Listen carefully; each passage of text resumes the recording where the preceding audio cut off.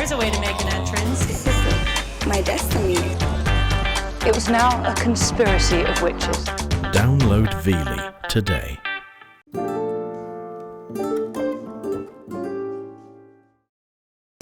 Tonight on the House of Tiny Tearaways. Feels like he's ripping your heart out. It's horrible. I don't think I'm a good mum. Oh, sweetheart. I really don't.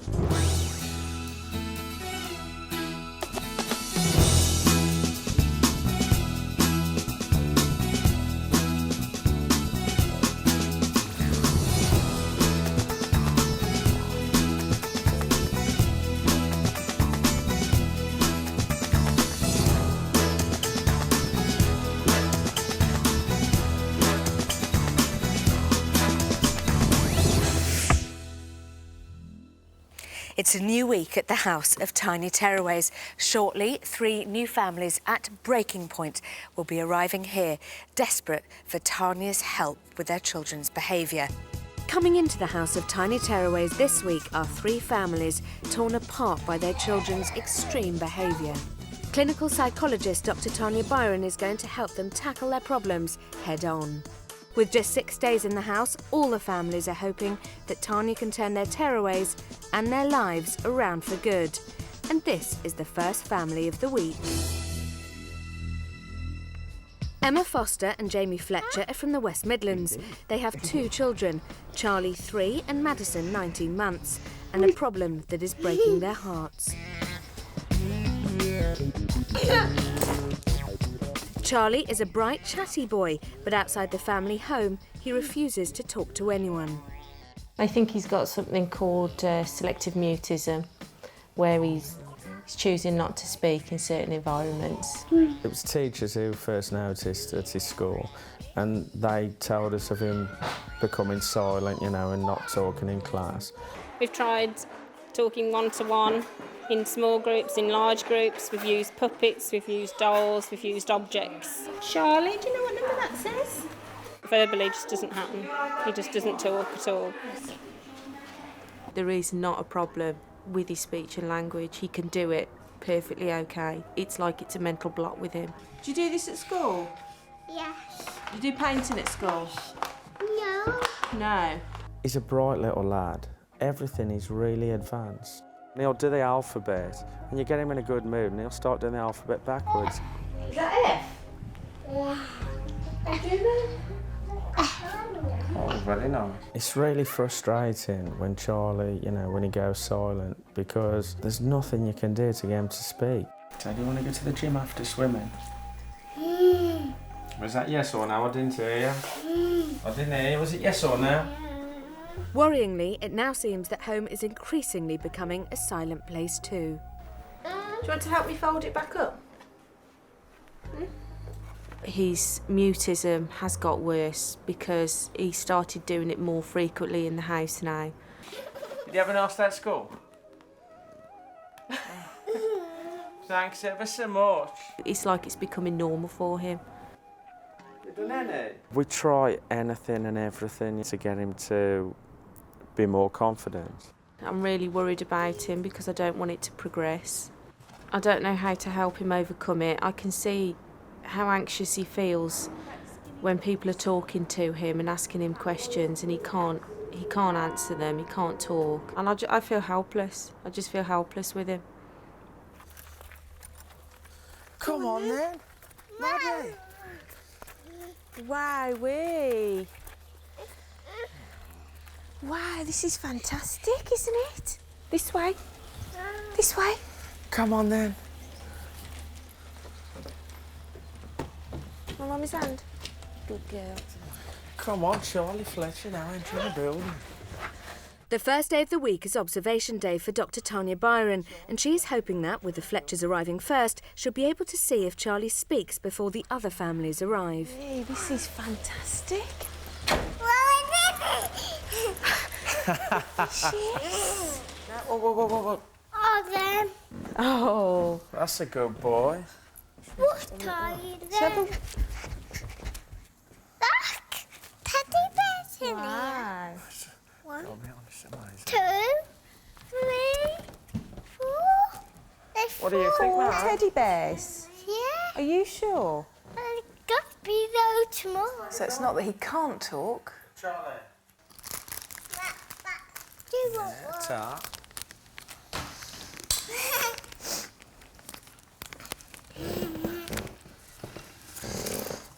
Thank Do you want to sit at the table? No. Look at all these fish, Charlie. Do you want Griffin? I don't think they can hear you, can they? Do you want a Griffin? So the Fletchers have arrived. You've never had a case of selective mutism in the house before. Why did you choose to bring Charlie Fletcher in? Because selective mutism is an anxiety-related condition that affects children and has an impact on their social functioning, their educational functioning, and has a massive impact on families. It affects 1 in 1,000 children. It is a real problem, but it's not widely known about. Here we have a little boy who is 3.5. He's a bright little kid. This isn't a child who can't speak. Yeah. This is a child who won't speak because he is a child who is afraid of hearing his own voice in public. He's starting to talk less at home Yes. as well. Why could that happen? Is that because Mum and Dad are just staring at him waiting for him to speak, maybe?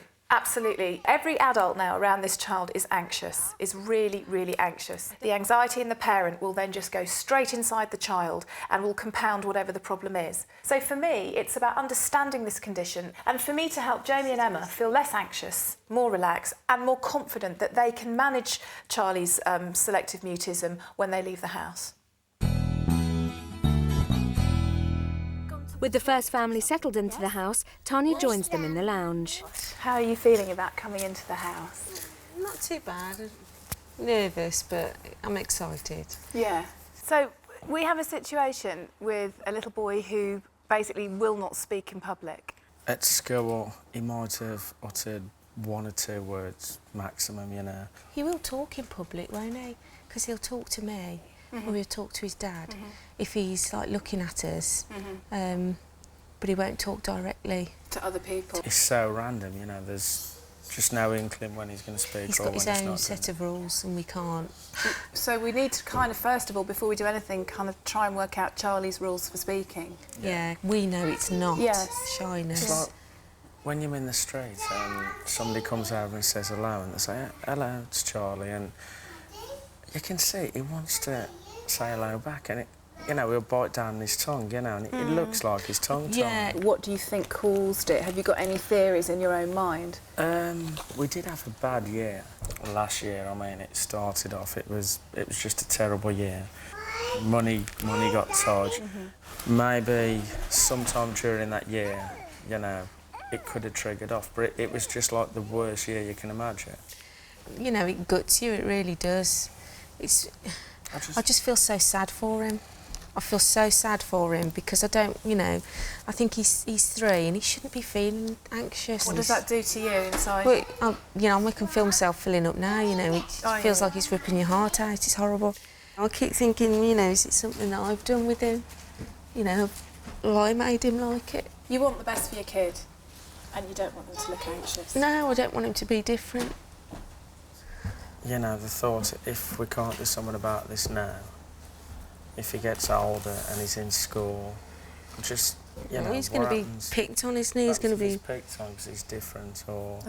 Bullied. Yeah. I mean, that's my biggest fear, of somebody, of Charlie being like the silent kid and somebody thinking it's fun. It really is upsetting. It's angry, upsetting, a mixture of all feelings,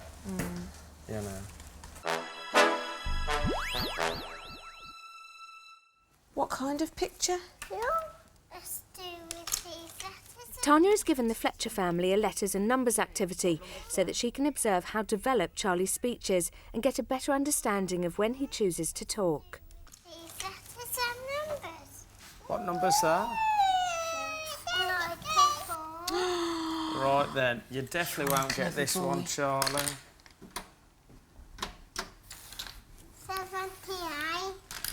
What's this one then? 33. You won't get that one, Mom. 57. Okay, what's this one then, son? You are clever. You won't get this one.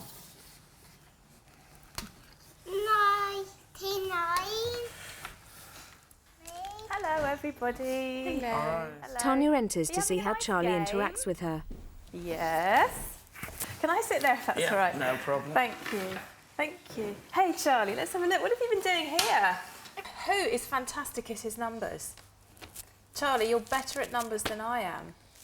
So can I have some numbers, please, Mummy? If we can swap letters for little Maddie. There you go, Maddie. There we go. Right, let's have a look at letters our now. numbers. Right. These maths. What numbers have we got here? What's this number, Charlie?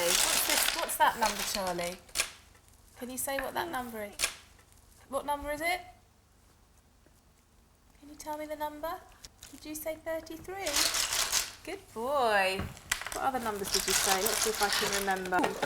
Okay, here's one. Look at this one. What number's that? Hello? Hello? Look at this. Look at this, look at this, look at this, look at this. What number's that? No. I'm closing my eyes. You tell me, what number is it? I can't see your fingers. No, I can't see. You've got to tell me. What number is it? You're not going to tell me? No, you don't want to. All right, darling. So, we had absolutely no problem with numbers, really good with numbers. Chat, chat, chat, Mummy, Daddy, Madison in the room. I come in initially fine to say things to you in front of me, but as soon as I make eye contact with him and put some expectation on him to talk directly to me, not a sausage. Nothing. Right. We've got quite a lot to do, haven't we?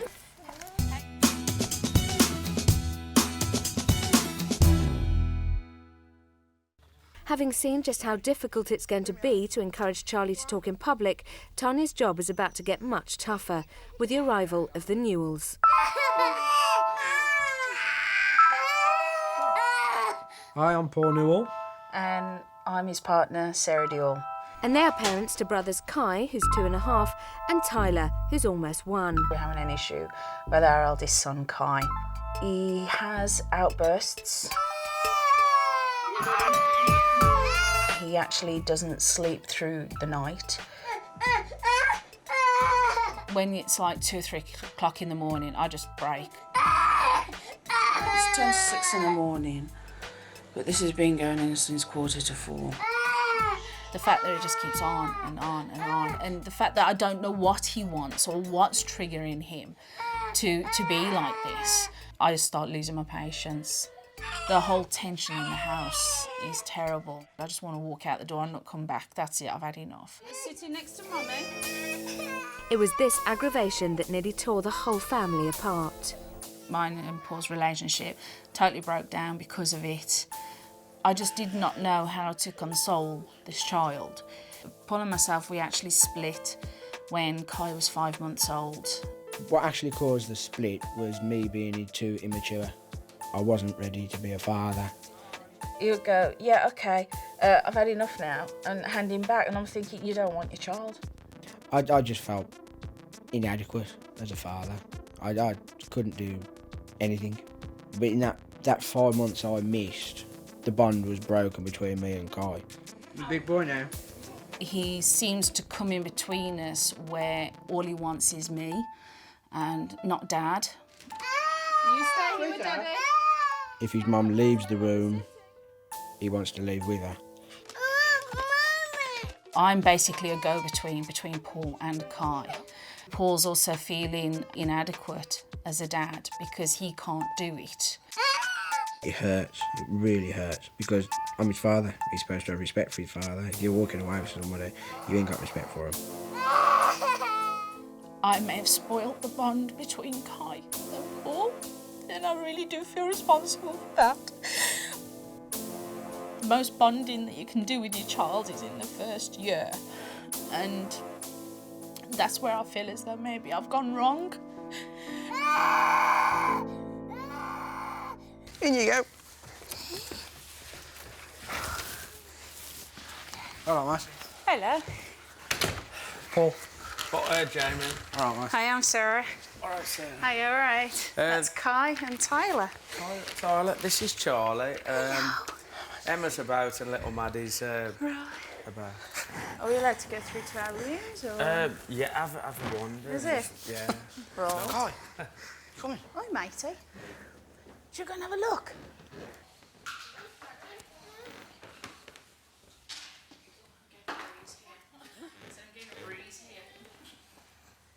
Hang on, Kai. That's naughty. Did we say you can have some? No, we did No. not. Away from there, please, now. There's a good boy.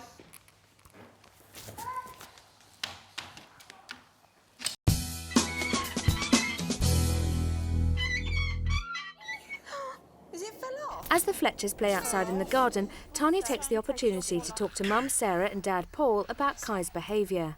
So, how are you feeling about being here? Fine. Anxious, but fine. Anxious, yeah. You look very anxious. Yeah. What are you anxious about?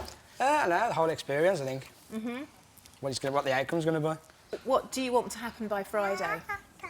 I don't know, really. Kai to be a happier child and sleeping through the night would be great.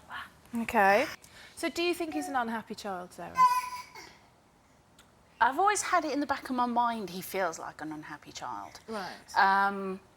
He just seems really frustrated, angry. Right. And it's as if he doesn't know how to express himself, so that's how he gets it out. But once it starts, it just seems to escalate. And nothing will stop it? No. What would the reason or the reasons for that be? Why do you have an unhappy child? I just feel as though I'm going on at him all the time. I just feel as though I'm pick. Why else do you think he's unhappy? Do you think there's something deeper rooted going on that we need to think about? Or is it just that you've never really understood how to manage him and so you've just got into a bit of a muddle? I would say that. I mean, right from the word go, since he was born, he's like never slept. He's always cried. Ever since he was born, he just kept crying and crying, and it was all throughout the night. Do you want to wee-wee? Are you going to take You gonna take him? So, unhappy child, unhappy mum? Yes. Yeah. Tell me a bit about that. I've had a lot in the past year. Because my grandfather passed away, my mother passed away in the same year. I suffer postnatal depression with Kai, and I've suffered it as well with Tyler. Right. And that's why I've always been on my guard, because I know I'm not happy, and I'm always frightened that's rubbing off on Kai. I've just been so het up, tense, angry, frustrated myself. And it's like, I just want to walk out the doors and not come back. From your two boys? Well, it's men, and not from Tyler. I must admit, Tyler's been an absolute angel compared to what Kai's been. But you would walk away from Kai sometimes and not come back to him? Yeah. But it would be absolute guilt, and I keep reminding myself he's only 2.5, Sarah, he's only 2.5, just think he's a child. I'm a failure. You feel like a failure? Yeah, I don't feel as though I'm a good mum. Oh, sweetheart. I really don't. What a terrible thing to say. It's hard. It really is hard. Because I see how Kai's been, and I'm thinking, well, that's my doing. So where have I gone wrong? What have I done? And so you end up beating yourself up. And what's the tension, the atmosphere like in the house? Is it tense? Is it stressed? Is it unhappy? And so everything gets... He's coming back now, so shall we... Oh. Did you go to the toilet? In order for Sarah and Paul to continue talking with Tanya, the Fletcher family take care of Kai outside in the garden. Is that the break? It sounds to me like Kai is responsible for some bad stuff that's happened in your life since his arrival. Well, we split. Yeah. When he was 5 months old. And we didn't live together until he was 10 months old, and we got back together again. And you split, just so that I'm clear, because of his behaviour? It was myself. It was really getting on top of me, where because of how Kai was, he was crying all the time. He was clingy to me. He wouldn't go to Dad. I felt as though I was trying to hold the house, hold the family. But you're exhausted, aren't you? Yeah. You're absolutely exhausted, kind of at the end.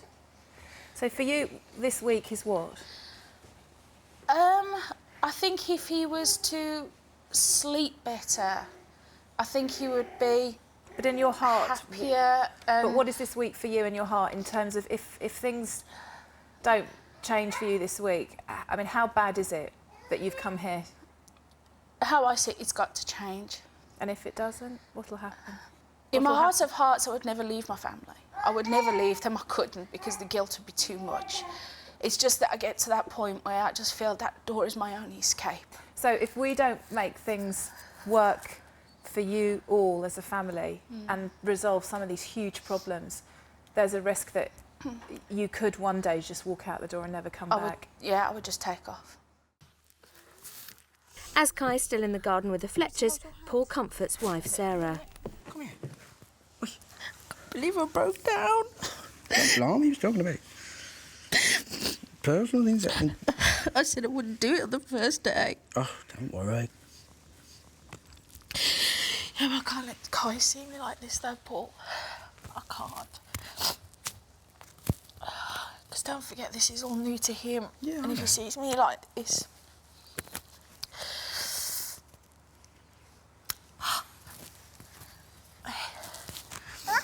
Hello.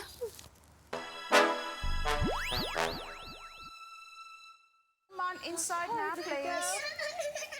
After playing in the garden, the families head inside for their first lunch together. Okay. Hang on. Take your shoes off. Come on then. I'm taking mine off. Should we sit down here and have some dinner? You've got to Down the take bottom. your shoes off, sweetheart, when you go in the house. Always sit down at the bottom, yeah. No shoes in the house. For the day outside at the moment, Kai. Come on. Down here we go. Is everybody sitting down at the bottom? Take your coat off and all. Are you sitting at the table?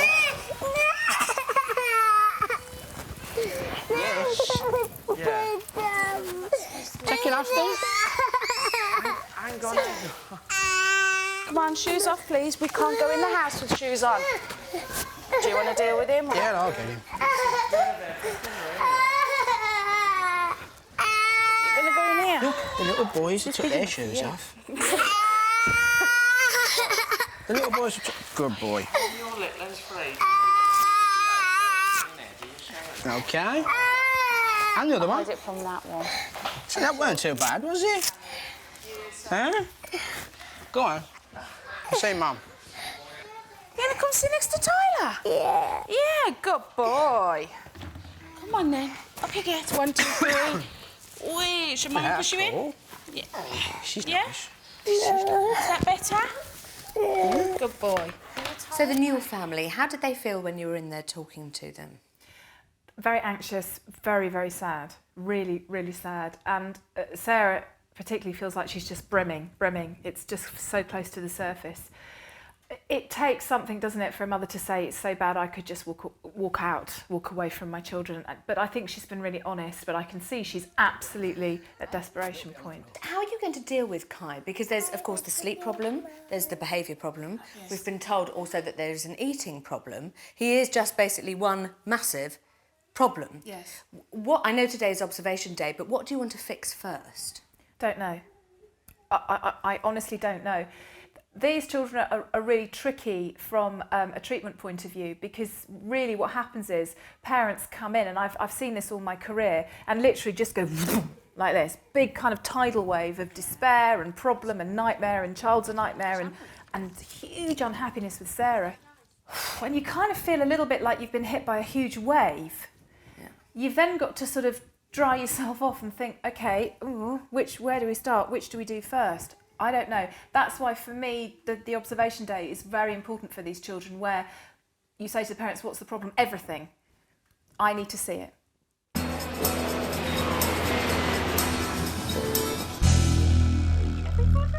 With lunch over, it's time for the Newells and the Fletchers to meet the final family of the week, the Scotts. Say hello. Oh, look, there's a box for shoes.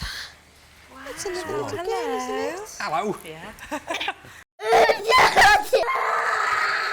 Hi, we're the Scotts. Bedtime in the Scott household has become a nightmare, all thanks to almost 4-year-old Natasha. The last time Richard and I slept in the same bed was at a wedding when Natasha was 10 months old. We've tried desperately at times to get a working scenario where Natasha will stay in her own bed and me and Alison can stay in our own bed. But unfortunately, Natasha kind of is the fly in the ointment. She really does light the house up. She erupts and gets so upset. Daddy! Daddy! It sort of gets progressively worse until she's absolutely beside herself. To salvage some sleep out of the situation, Tasha moves into bed with me, Alison moves out and goes into the spare bed. It's not easy to sleep with Natasha in the same bed because she's a fidget and she's a cuddler and she clings on to you. It can be quite annoying. Is it fixed? Although now devoted to his daughter, to begin with, Richard took a back seat in her upbringing. For the first couple of years while Alison was looking after Natasha, I was trying to hide pretty much. Put in a lot of hobbies first just to keep me away from the house and just generally not enjoying it. I used to be a bit cross about it, and I think we used to argue quite a lot. Well done. I've read every book by every person who professes to have the solution, and we've tried all the rapid return techniques, all the reward charts, star charts. I've tried everything.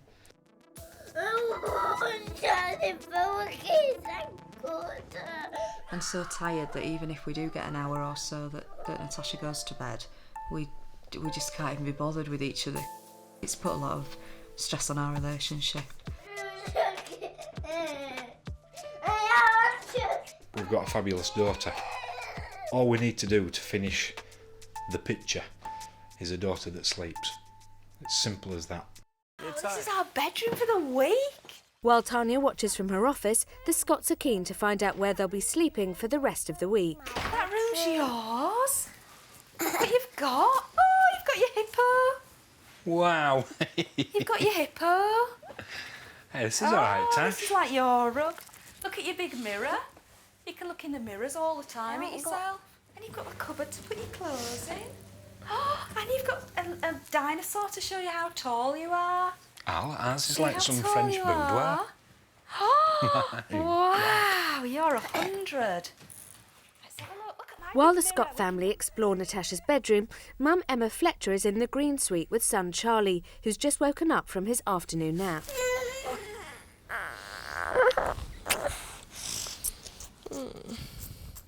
What's the matter? Tell me what's the matter. What hurts? Does something hurt?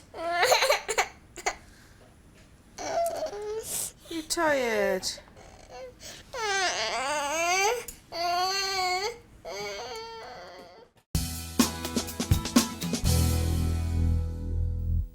The Scotts are settling into their bedrooms and Tanya joins them in the purple suite. So who's going to sleep in this bed? Me. All night? Are you really? So where's Mummy going to sleep? In that bedroom. Who with? Daddy. All night? Wow. Solved. Can we go home? Yeah, bye. You show said me you were then. good. Do you know?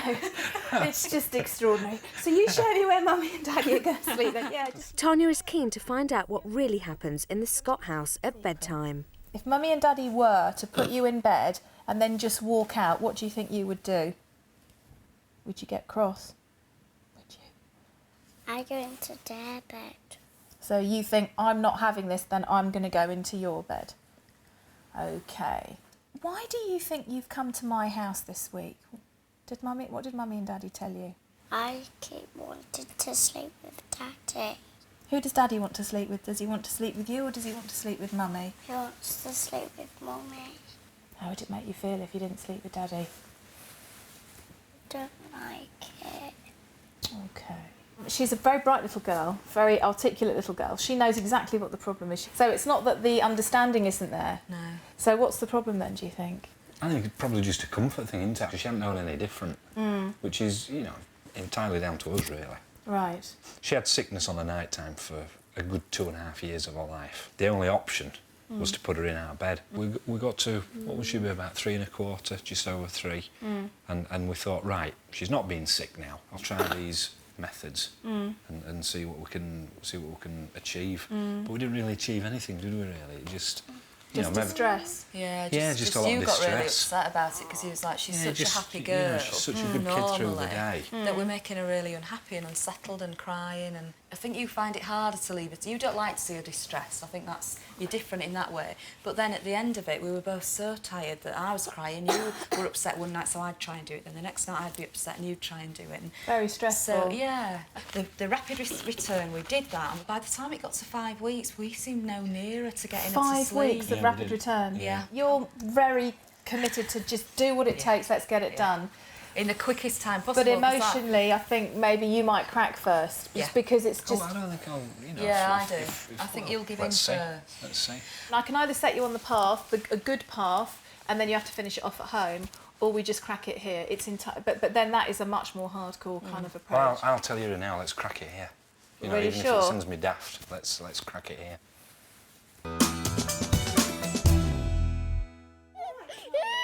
In the lounge, Charlie is still unsettled, and parents Emma and Jamie are growing more concerned. Oh, do some medicine.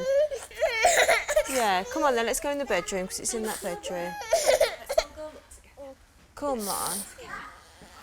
Oh, you feel hot again. He's going to have to see somebody, Fletch.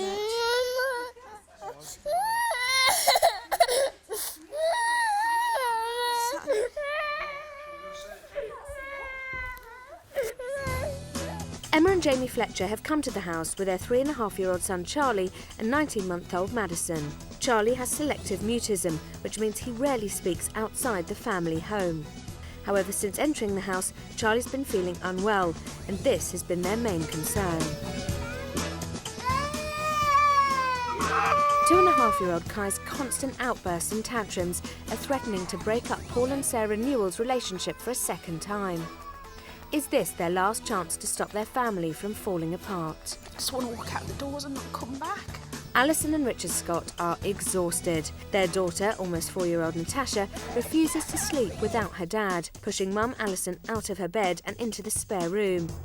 Can Tanya reunite mum and dad and get Natasha to sleep in her own bed? Still to come. Into a funny book. Tash, if you do that again, I'll be really cross with you. The Scotts have come in with quite a severe sleep problem. One of the hardest, I think, that you've had to face, just because Natasha sleeps with her dad and sleeps like that next to him. She's never slept in her own bed. How are you going to combat this one? It's an interesting story here with the Scott family. Natasha is a little girl who behaves perfectly, beautifully throughout the day, and then just turns into this very sort of cross, demanding child at night time, and has always needed to sleep in the place that she wants to sleep. So now we have a situation where her mum Alison has to fall asleep next to her, pretending to be asleep. So she will fall asleep in her own bed, but then she will go to bed with her father, and as you say, lie physically right next to him, and mum is sleeping in the spare room. She's a very powerful little girl. She's, displaced her mother from the parental bed. Have you come across that before, a child wanting to sleep in that close proximity to a parent? I've come across so many different combinations of behaviours that are extraordinary and bizarre, but for that child and that family, that is what has to happen in order to go to sleep.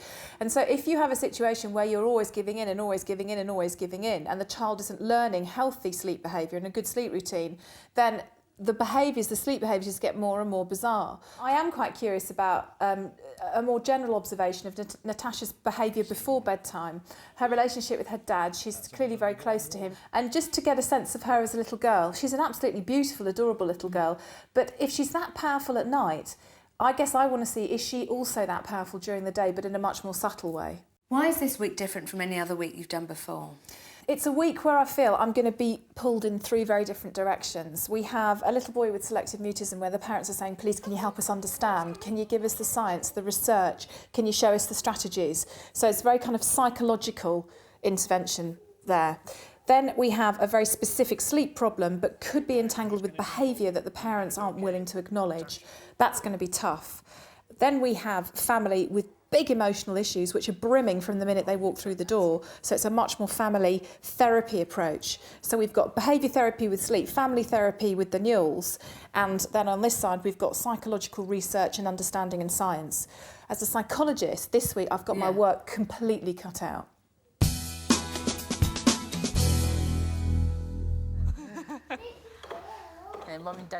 As Dad Richard Scott plays with daughter Natasha, Mum Alison chats to Sarah Newell. Is she more attached to Dad then? She wasn't. Rich wasn't a very good sort of hands-on parent until she was about 3. No, Yeah. about 2.5. He just didn't know what to do at all. She was absolutely joined at the hip to me, and it used to be me, she used to sleep with me, but then it just got to a stage where she got to 3 that I thought, I just can't be awake all night again and get up for work and, you know, all the normal things. And so Richard said, well, look, it took him to get to 3 before he realised that I was just absolutely exhausted. Yeah. So for about the last 6 to 8 months, she slept with him. But of course, Richard works 6 days a week, so he's a bit of a Sunday special, you know, novelty dad. So things like this, you know, whereas I have to do, it is. It's like having a Chinese. It's a treat. So then she does ask for dad all the time. Then. Kai's the same. If Paul spends like the day with him and I'm out of the equation totally, we're all right. Yeah. I'll meet you both at the bottom. Okay then. Is she into the independent stage where she wants to put her own stuff on? Yeah. But now and it's again, like half an hour later and they still haven't got it on, and like you're going, okay. But then you like try and put it on, and she's like, no, I want to do it. Nobody tells you, do they? You know, I've wanted a child all my life, and I left it quite late. But nobody tells you, do they? Nobody tells you how hard it is.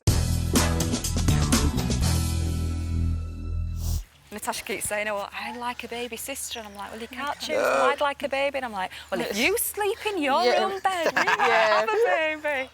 But until you sleep in your own bed. As the Scotts and the Newells are getting to know each other in the garden, 3.5-year-old Charlie Fletcher's condition has deteriorated and a doctor has been called into the house.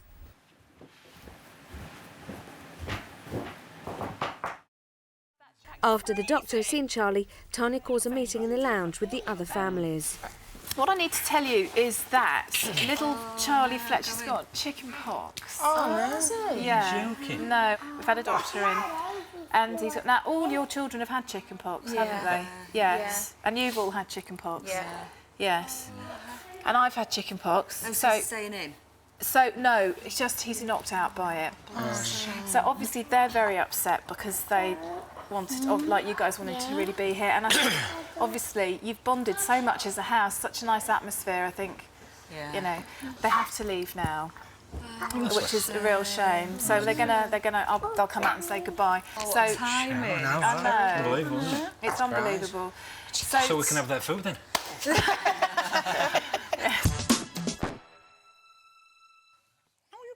Whilst Mum Sarah Newell talks with Emma in the kitchen, Dad Paul is playing with Kai. You got this. Have you done it? Charlie, don't pull it. No. Yeah, after tea.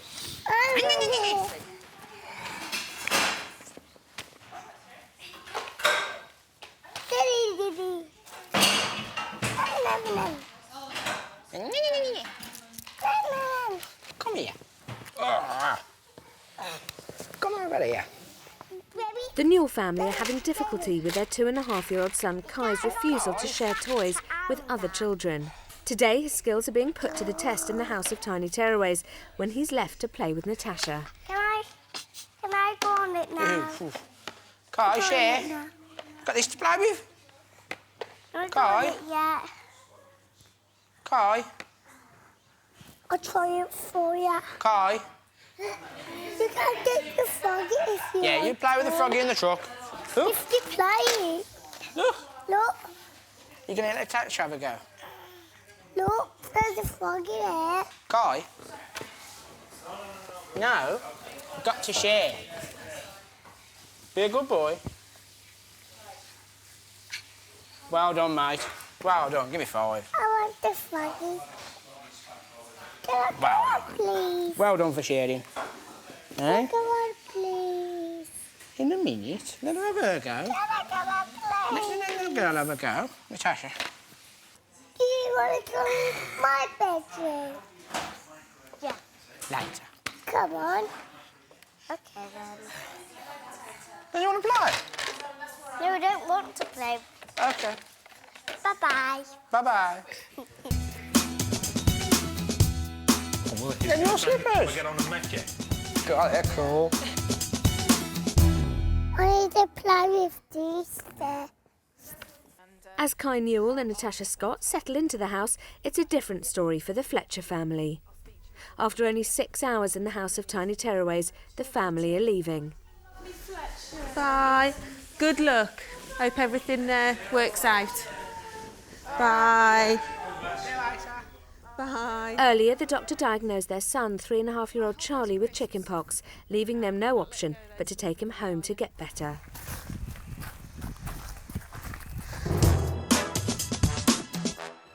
Don't you give all the best bits of your meals away? 'Cause It's dinner time, and for some, it's been a long day. You're eating really nicely, aren't you? Is that nice? When he's got his eyes open, yeah. I know what's going to happen. They're going to sleep like logs tonight. Yep. Of course. Make it absolutely low. Make up for it tomorrow. Yeah. You're right, mate. It was absolutely whacked, wasn't I'm going to have to take him to bed. Yeah? You finish your dinner. I'll finish. Come on, mate. Earlier, the Newells told Tanya that they're concerned with the lack of a bond between Kai and his dad. So as Paul takes Kai off to bed, Tanya observes from her office.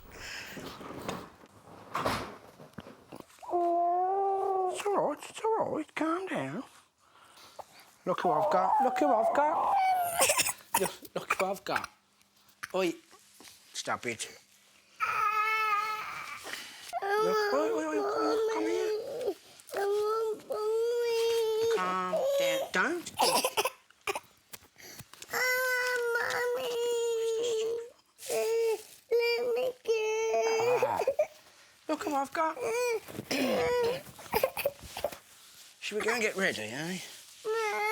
Yeah. Look. You're tired, mate. Look at your bed, Kai. Look at your new bed.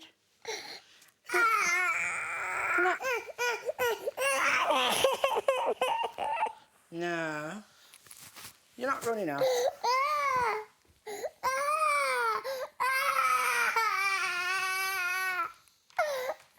Kai, come on.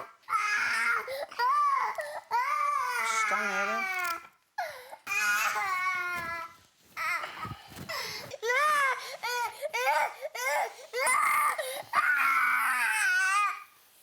Oi.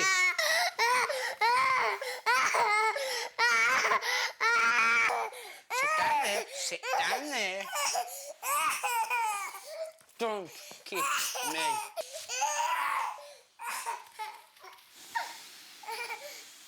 As Paul hasn't managed to calm the situation, Tanya decides to intervene. Hello. Hey, darling. Hey. Let's just walk around a bit and calm down.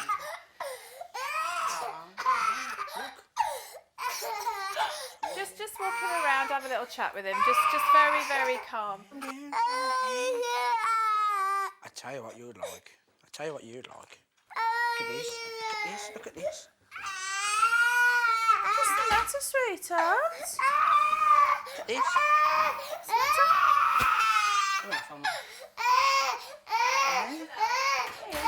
Right. I was really concerned there because you got quite physical with him, too physical with him, and it became a fight. And he's actually very distressed. This isn't a tantrum. He's really quite distressed.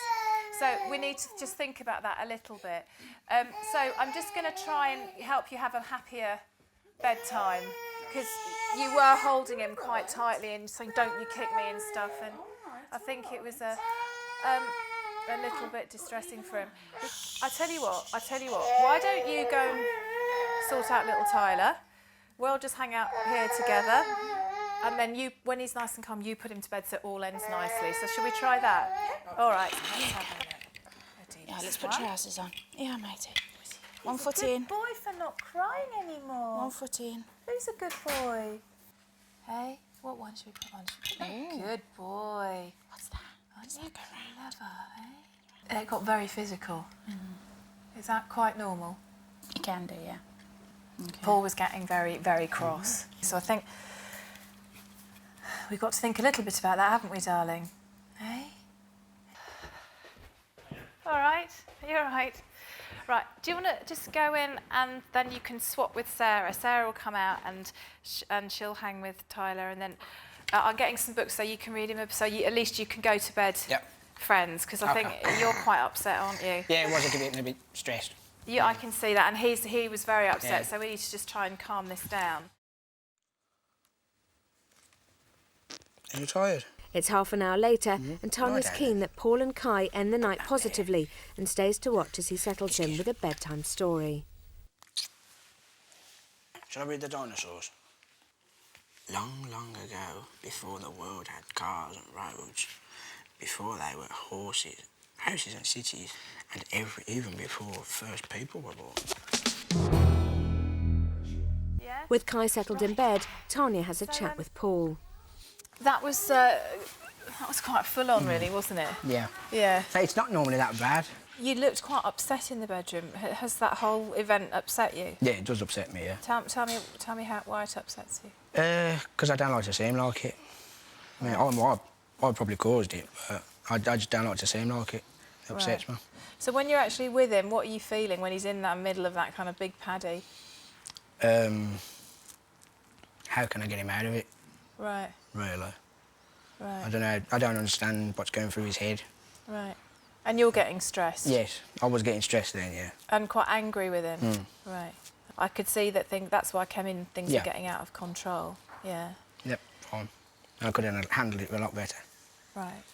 Well, that's why you're here, so that's what we're going to do. But maybe we just agree between us that if you feel you're going to get that angry because you were really holding on to him at one stage and pulling him around and things, if it gets to that point, just say, I need help. And we've got to find other ways of managing Kai rather than being physical. No smacking, no holding, no restraining. I think that is part of his problem, really. Right. Yeah. The Scott family have come to the House of Tiny Tearaways for help with their daughter Natasha's disruptive sleeping problems. Are you doing the do then? Well, it's up to you, but I want you to do the first night, if that's all right. Yeah, I'll do tomorrow night. Yeah? Soon.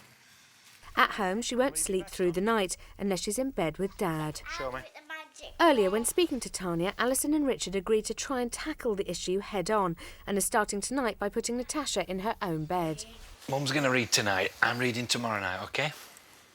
I want you to read. Well, I know I'm such a good reader, but it's Mum's turn. I want to sleep with you. Right, let's get tucked up under those covers because it's freezing. Come on, give us a kiss. Come here. Come on, give Dad a kiss, we're off to sleep. No, right, I'm off then. See ya. No. Give him a kiss. Give me a kiss and come then. Oh, I love you. Yeah, I love you too. I want you to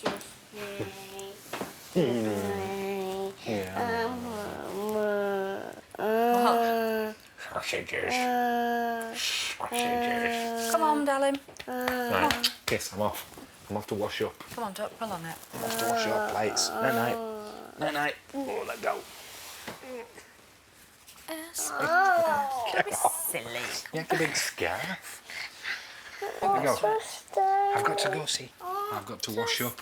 Have a good box. Have a good box. Tash. Daddy's turn tomorrow. My turn tonight. If you let him go, he'll be back quicker. Come on, let's look at these books. See what books there are. Right, which side are you laying? That side or this side? Come on, banana pants. We don't have this, do we? Oh, dearie me. Come on, stop looking at yourself cry. Right. Shh, lay down now. Lay on your back, then you can listen. Can you help Penelope hang up her coat? I think it's this one. How does she hang up a coat?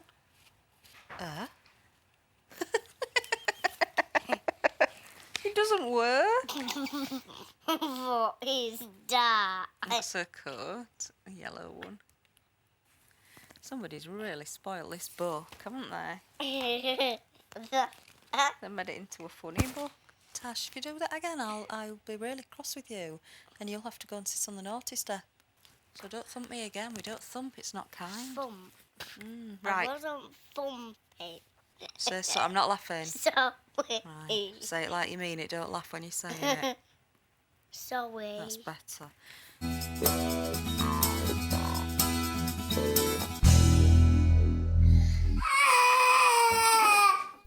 It's 8:30 and after just 1 hour's sleep, Kai Newell is awake.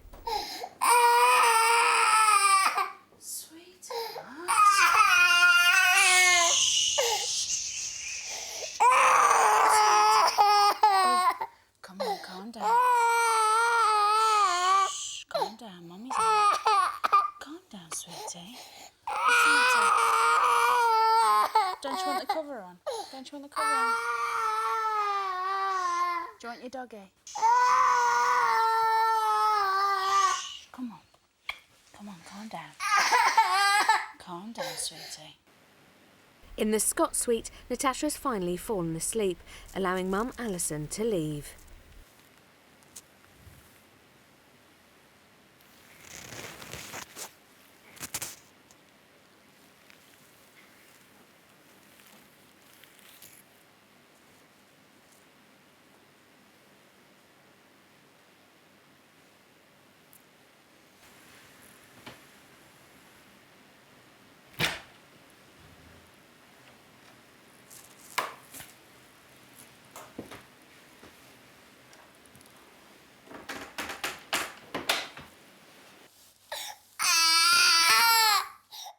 Over in the Newell bedroom, Kai is still crying. Mum Sarah decides Paul should take over in trying to calm him down. Calm down, calm down. Come on, calm down. Calm down.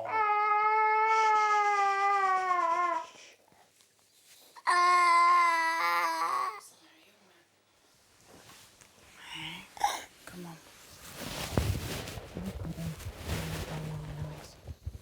Okay.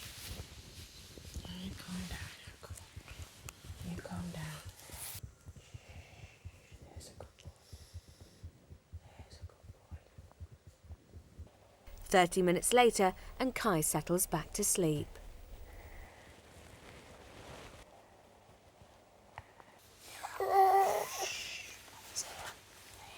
That's it.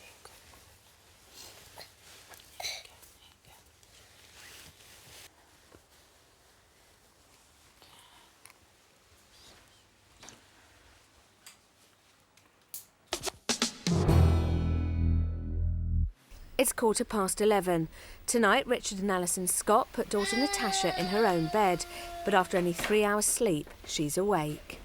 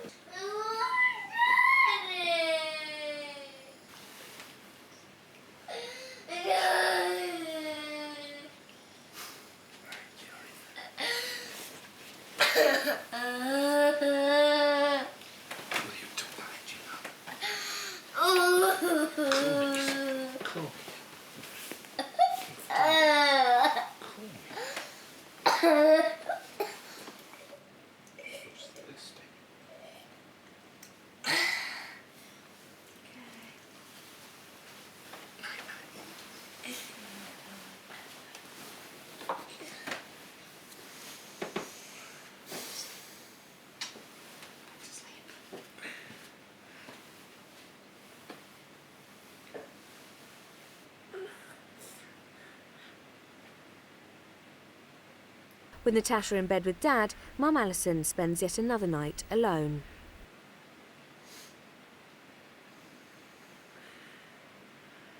With their children both asleep, Sarah and Paul Newell are in bed together reflecting on an emotional first day in the house. My mind's buzzing. I can't relax.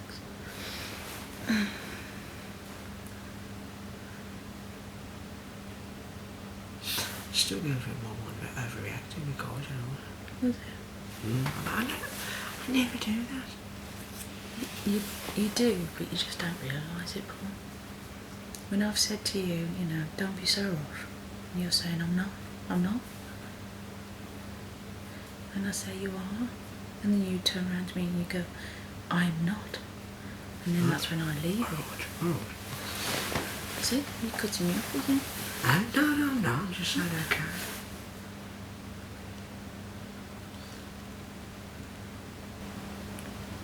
I think I'm just a bit sceptical, like I was saying tonight. You've gone 2.5, 3 years with this.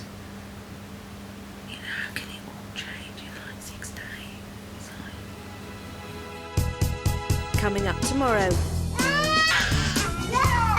A brand new family are about to arrive.